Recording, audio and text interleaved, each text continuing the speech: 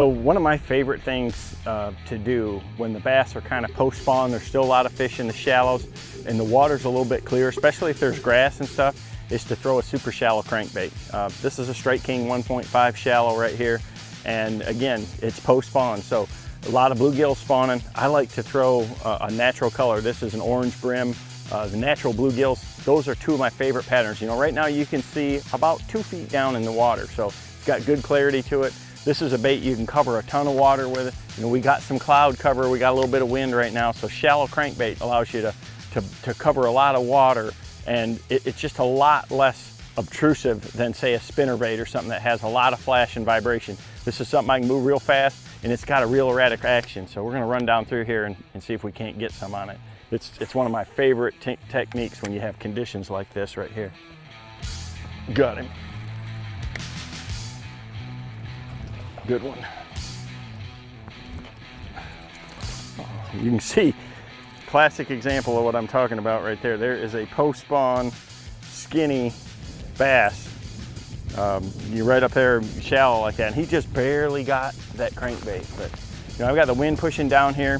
I'm on a nice little inside line, and you know, I can see, I've got the trolling motor in 2.5 feet, so I'm just running that with that rod tip up like this and reeling it along pretty fast, and then just stop it every now and then. And that's kind of the real key. The speed for me with this water clarity, because that water's pretty clear, you know, you're just moving that bait by them real quick. It looks just like a little sunfish to them, and they just react to it. You know, some of these fish are garden fry.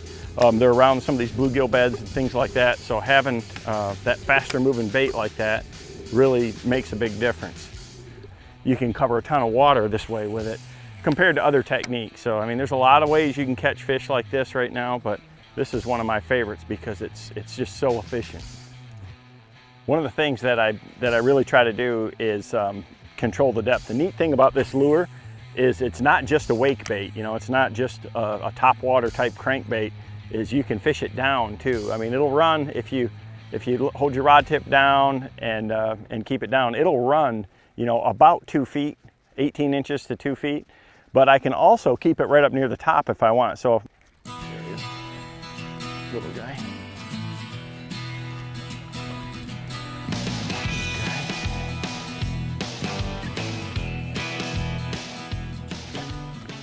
Speed control is definitely a big factor with this. You know, I run it pretty fast and stop it a lot, get a little jerk when you hit some grass, things like that.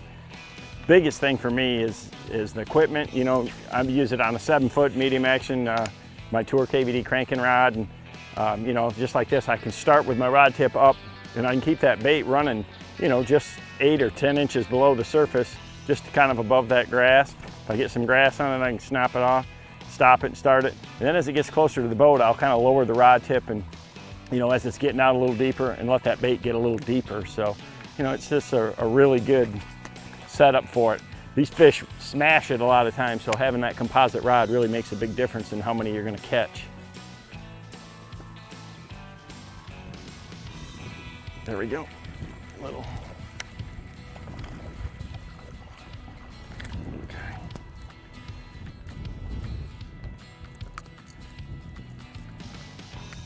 Well, eventually we'll get some.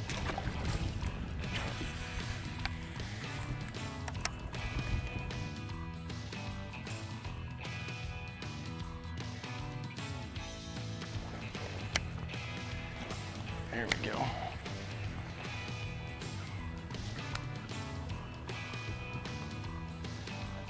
There we go.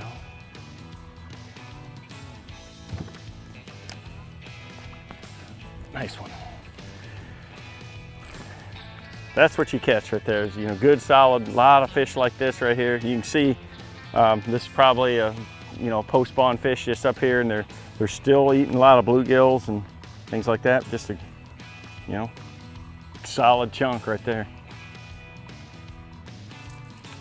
Super shallow.